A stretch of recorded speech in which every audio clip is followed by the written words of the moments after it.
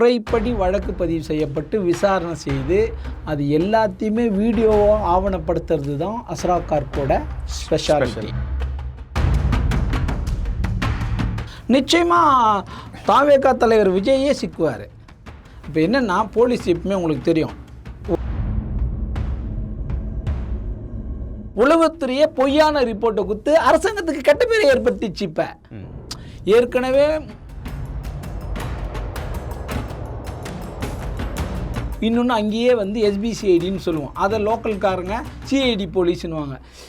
இந்த ரெண்டு பேருமே உண்மையான கூட்டத்தின் தொகையை சொல்லவே மாட்டாங்க. 1000 பேர் வந்தாங்கன்னு வச்சுங்களேன், 450 பேர் வந்தாங்க சார்னுவான்.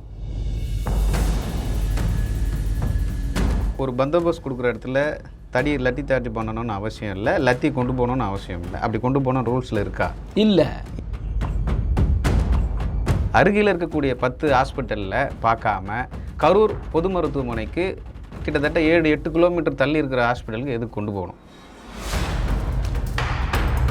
நியூஸ் டுடே நேயர்களுக்கு வணக்கம். நான் லோகநாதன். இன்று நம்மோடு சிறப்பு விருந்தினராக கலந்து கொள்ள இருப்பவர் மூத்த செய்தியாளர் தேவேந்திரன் நம்மோடு இருக்கிறார். அவரிடம் சில கேள்விகளை முன்வைக்கலாம். அண்ணா வணக்கம். வணக்கம். கரூரில் 41 பேர் மரணம், சொல்லா துயரம். அது ஒரு பக்கம் இருந்தாலும் பல்வேறு விசாரணைகள் அங்கே போயிட்டுருக்கு. ஒரு நபர் ஆணையம் ஒரு விசாரணை போயிட்டுருக்கு. இன்னொரு பக்கம் டெல்லியிலேருந்து ஒரு குரூப் விசாரணை பண்ணாங்க. அதுக்கப்புறம் கோர்ட்டில் கேஸ் ஒன்று நடந்துகிட்ருக்கு. எஸ்ஐடி அமைச்சு ஒரு விசாரணை போயிட்டுருக்கு. இந்த எஸ்ஐடி விசாரணை செய்யக்கூடாதுன்னு சொல்லி இப்போது தாவேகா சார்பில் நீதிமன்றத்தை நாடியிருக்காங்க. ஏன் எஸ்ஐடி விசாரணை செய்யக்கூடாது? என்ன பிரச்சனை? எஸ்ஐடி விசாரணை செஞ்சால் யார் மாட்டுவாங்கன்ற ஒரு கேள்வி இருக்குல்ல. இப்போ தாவேகாவினர் சிபிஐ விசாரணை கேட்குறாங்க. திடீர்னு எங்களுக்கு எஸ்ஐடி விசாரணை வேணான்றதுக்கு ஒரு ரீசன் நம்ம சொல்லலான்னா, இவங்க தமிழ்நாடு காவல்துறை தமிழ்நாடுக்கு சார்பாக நடக்கும் அப்படின்ற ஒரு விஷயம் இருக்குல்ல. வடக்கு மண்டலம் ஐஜி அஸ்ராக்கார் இந்த எஸ்ஐடிக்கு இது தலைமை பொறுப்பேற்றிருக்கிறாரு. இதில் என்ன பிரச்சனை தாவேகாவிற்கு? தாவேகாவுக்கு என்ன பிரச்சனைன்னு சொன்னால், முதல்ல யார் அஸ்ராக் கார்க்குன்னு பார்க்கணும். அஸ்ராக் கார்க்கோட விசாரணைகள் எப்படி இருக்குன்னா, பொதுவாக நீங்களும் செய்தியாளராக வேலை பார்த்துக்கிறேன், நானும் செய்தியாளராக வேலை பார்த்துக்கிறேன். உயர் போலீஸ் அதிகாரிகள் உட்காந்துக்கிட்டு கமாண்டிங் பண்ணுவாங்க. இதுதான் இந்தியா முழுக்க நடக்கிறது. ஒரு நீங்கள் மாவட்டத்திலாம் பார்த்தீங்கன்னா மாவட்ட கண்காணிப்பாளர், மாவட்டத்தை கண்காணிக்கிறார். சட்டம் ஒழுங்கு சரியாக இருக்கா, குற்ற சம்பவங்கள் நடக்காமல் இருக்குதா, மைக்கில் ஃபோனில் இந்த ஸ்டேஷனில் ஒழுங்காக இருக்கணும், இந்த டிஎஸ்பி இதை பார்த்துங்க, இதுதான். ஆனால் அஸ்ராக் கார்க்கு கிட்ட இருக்கிற ஒரு சிறந்த பண்பு என்னன்னா, ஒரு தவறான செய்தி ஒரு சம்பவம் நடந்துருச்சுன்னா இந்த கமாண்டிங்லாம் பண்ணுறதில்ல. நீட்டாக கார் எடுத்துன்னு எது எஸ்ஓசியோ அங்கே உட்காந்துடுறது. Okay, direct visiting. ஆமாம், என்ன விசாரணை, என்ன புகார், யார். அப்படி தான் இப்போ திருவள்ளூர் மாவட்டம் திருவிழாங்காடில் நடந்த பிரச்சனை, அந்த பெண் கடத்தல், அவங்க தம்பி கடத்தின்னு போன விஷயத்தில் நேரடியாக விசாரணைக்கு திருவள்ளுவங்கோட காவல் நிலையத்தில் உட்காந்து அவங்க அம்மா கொடுத்த புகார் என்ன, நீங்கள் என்ன நடவடிக்கை எடுத்துருக்கீங்க அப்படின்னு கேட்டு விசாரித்து தான் யாராக இருந்தாலும் பரவாயில்லை. எத்தனை அழுத்தங்கள் இருந்திருக்கும். அவர் ஒரு உயர் போலீஸ் அதிகாரி, ஏடிஜிபி லெவலில் விடவே இல்லையே. தவறு நடந்தது உண்மை, அவர் காரை பயன்படுத்தினது உண்மை, அவர் கார் போனது உண்மை, அந்த அம்மா கோயிலுக்கு போனாங்களா இல்லையான்றல, கார் பயன்படுத்துறது உண்மை, சம்பந்தப்பட்ட போலீஸ் அதிகாரியோட கார் எடுத்துன்னு வந்தது உண்மை, அப்புறம் புரட்சி பாரத்தினுடைய கட்சி தலைவர் பேசினது உண்மை அப்படின்னு கண்டறியப்பட்டு முறைப்படி வழக்கு பதிவு செய்யப்பட்டு விசாரணை செய்து அது எல்லாத்தையுமே வீடியோவாக ஆவணப்படுத்துறது தான் அஸ்ராக் கார்க்கோட ஸ்பெஷாலிட்டி. ஓகே. இப்போ ஒரு ஐபிஎஸ் ஆஃபீஸர் என்ன பண்ணுவார்னா, அவர் கீழே இருக்கிற ஒரு இன்ஸ்பெக்டரை விட்டு எஃப்ஐஆர் போட சொல்கிறார். அவர் தான் ஐஓ. எவ்வளோ பெரிய சம்பவமாக இருந்தாலும் ஒரு எஸ்ஐஓ ரைட்டரோ தான் ஐஓவாக இருப்பாங்க, இன்வெஸ்டிகேஷன் ஆஃபீஸராக. எஃப்ஐஆர் போட்டு அதை டிஐஜிக்கு ஐஜிக்கு சொல்லிட்டு போய்கிட்டே இருப்பாங்க. இவர் அப்படி கிடையாது. நேரடியாகவே களத்துக்கு என்ன நடந்துச்சோ அதை விசாரித்து உண்மையான அறிக்கையை அரசாங்கத்துக்கு தர்றது தான் இவரோட வேலை. ரெண்டாவது விஷயம், ஏன் இதில் தாவேகா பயப்படுது அப்படின்னா, இப்போ எஸ்ஐடியை போட்டது தமிழக அரசு இல்லை, கோர்ட், நீதிமன்றம். ஓகே. அப்போ நீதிமன்றம், தமிழ்நாட்டில் எவ்வளோ அதிகாரிகள் இருக்கிறாங்க, ஏன் நீதிமன்றம் அஸ்ராக் கார்க்கை மட்டும் நியமிக்குதுன்னா, நேர்மையான அதிகாரி, நடந்ததை நடந்த மாதிரி சொல்கிற அதிகாரி, உள்ளதை உள்ள மாதிரி சொல்கிற அதிகாரி, அதுக்காக தான் அவரை நியமிக்கிறாங்க. உள்ளதை உள்ளபடி சொல்கிற ஆள், யாருக்கும் பயந்தோ யாருக்கும் சாஞ்சி கொடுக்குற ஆள் இல்லை. எந்த அரசாங்கம் வந்தாலும் நேர்மையாக வேலை பார்க்குறது தான் அவரோட வேலை. எத்தனை சாதாரணமான ஒரு காவல் நிலையத்தில் ஒரு சின்ன விஷயத்துக்கு வட்ட செயலாளர் பேசுவார், நகர செயலாளர் பேசுவார், மாவட்டம் பேசுவார், அமைச்சர் பேசுவார், அமைச்சர் பிஏ பேசுவார். அஸ்ராக்கார்கிட்ட யாருமே பேச முடியாது. ஏன்னா யாருக்கும் அவர் ஒருதலை பட்சமாக வேலை செய்கிறதே இல்லை.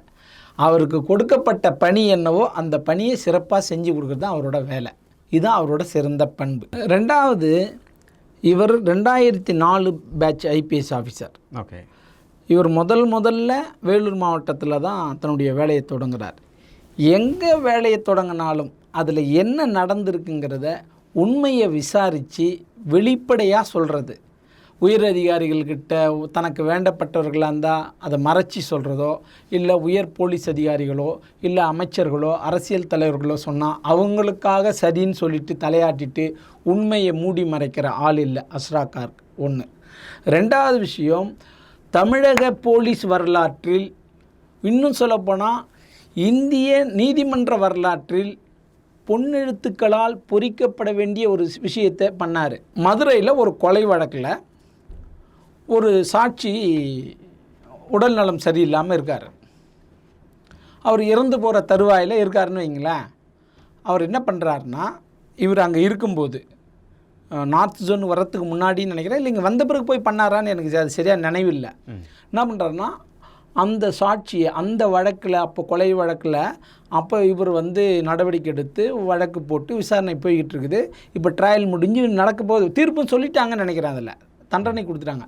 அதில் ஒரு முக்கியமான எவிடன்ஸ் இவர் என்ன பண்ணுறாருனா, நம்ம தான் அங்கேருந்து மாறி வந்துட்டுமே, நமக்கு என்ன போதும் அப்படின்னு விடலை. அங்கே போய் அந்த விட்னஸை வீடியோ பண்ணுறாரு. என்ன நடந்துச்சு சொல்லுங்கள்.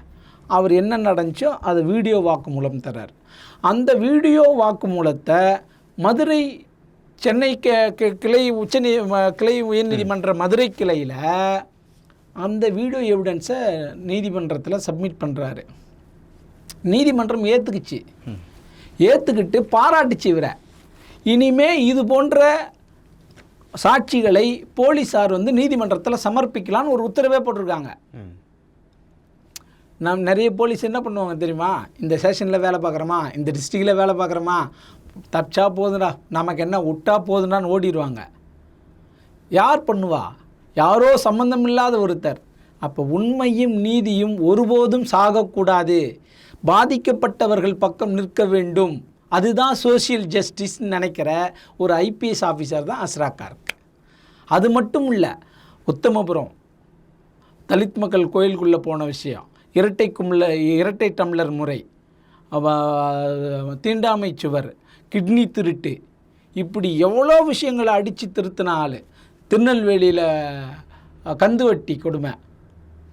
வழக்கமாக சினிமா படத்தில் நீங்கள் பார்த்தீங்கன்னா, இதுதான்டா போலீஸ், டாக்டர் ராஜசேகர்லேருந்து வைஜெயந்தி அந்த அம்மா விஜயசாந்தி ஐபிஎஸ், அதுக்கப்புறம் அர்ஜுன், அதுக்கப்புறம் இங்கே தமிழ்நாட்டில் விஜயகாந்த், இது மாதிரி ஆட்கள் வரிசையில் தூக்கி நிறுத்தப்பட வேண்டியவர் அஸ்ராக்கார். அந்த மாதிரி விஷயங்களை யாருமே இன்றைக்கி தமிழ்நாட்டில் எந்த படமே எடுக்கலை. அவ்வளோ விஷயங்கள் செஞ்சுருக்காரு. ஆனால் தற்புகழ்ச்சியை விரும்பாத ஒரு ஐபிஎஸ் அதிகாரி. எப்படியுமே கம்பேர் பண்ண முடியாது. எனக்கு தெரிஞ்ச வரைக்கும் நான் கூட ஒரு 28-30 வருஷம் ரிப்போர்ட்டராக வேலை பார்த்துக்கிறேன். அவர் நார்த்து அடிஷ்னல் கமிஷனராக இருக்கும்போது இப்போ வேலை பார்த்துருக்கேன். அவர் நார்த்தில் டிசியாக இருக்கும்போது நான் சத்தியம் தொலைக்காட்சிக்கு வேலை பார்த்துருக்கேன். ப்ரெஸ்காரங்க பேசினா பேசுவார், அவ்வளோதான்.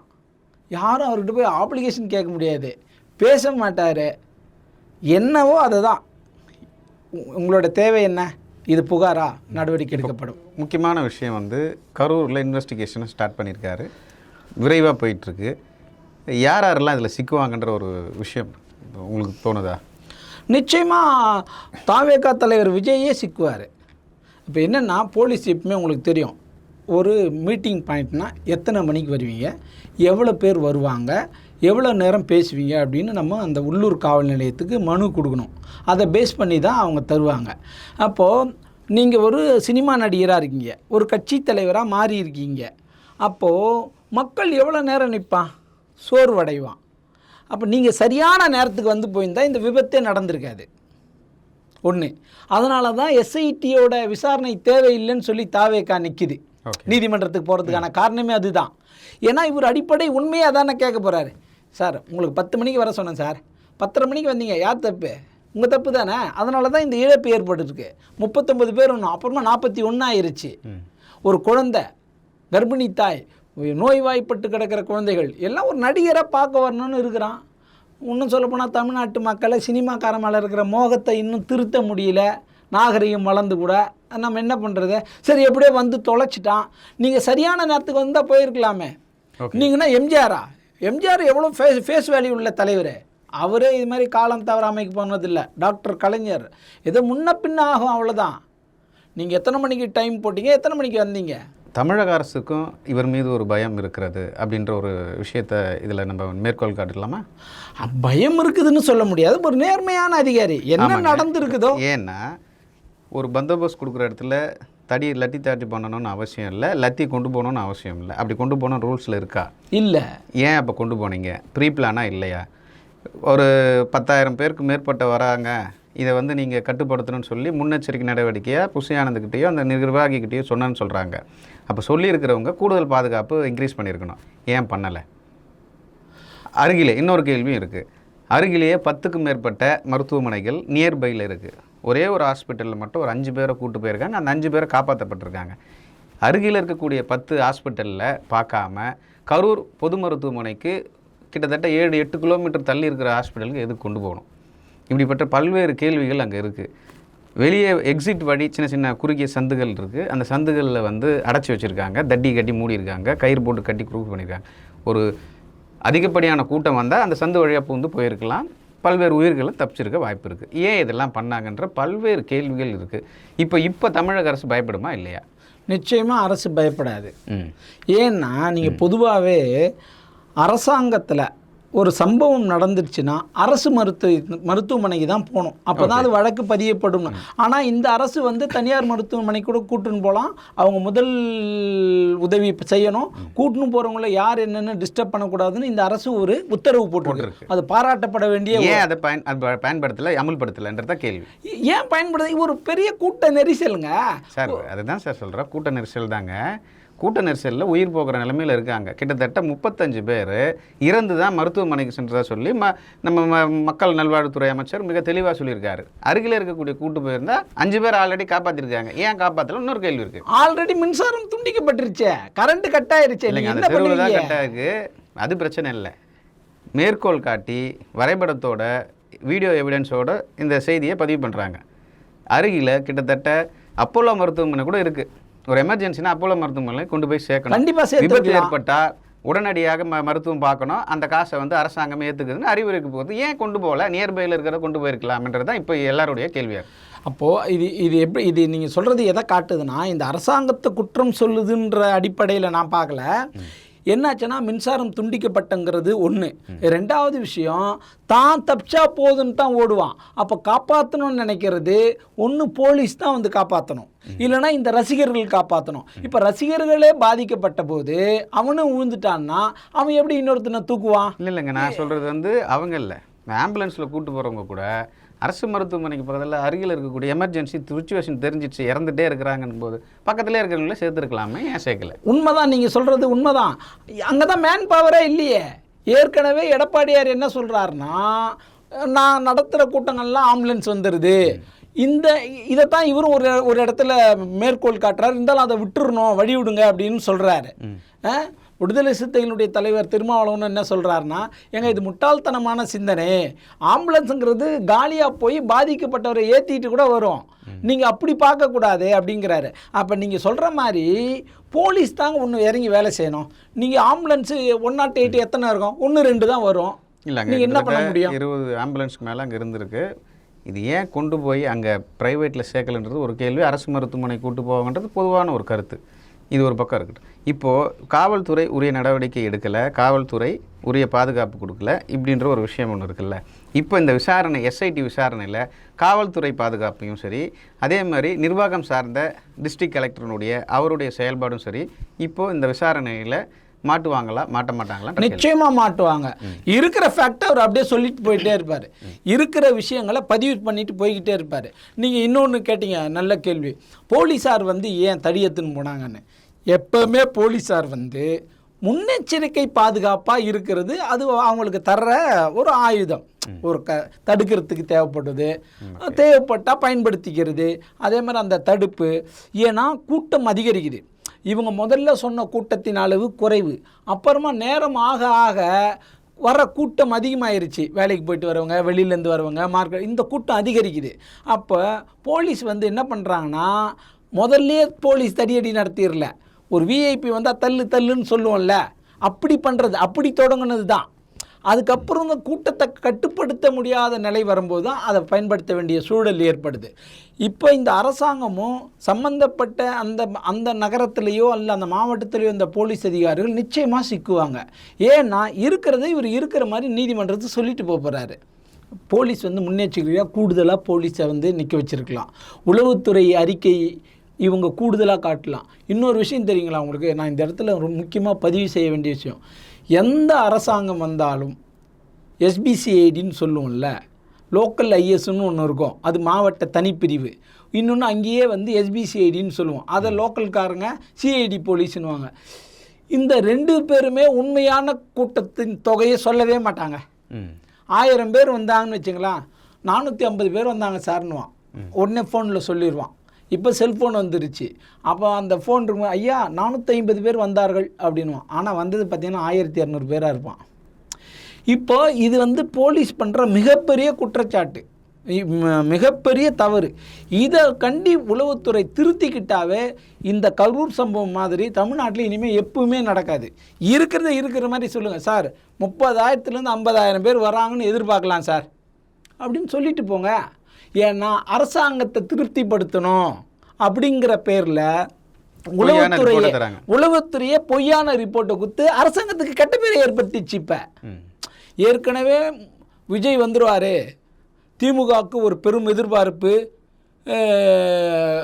எதிராக நிற்பார், பாஜக எடப்பாடி விஜய் ஒரு கூட்டணி, திமுக விடுதலை சிறுத்தைகள் கம்யூனிஸ்ட்டுக்கு இருக்குது, இருந்தாலும் விஜய்கிட்ட இருக்கிற இளைஞர்கள் பட்டாலும் ஓட்டு போட்டால் திமுக தோற்றுரும் அப்படிங்கிற ஒரு பேச்சு மக்களே பேசுகிறாங்க.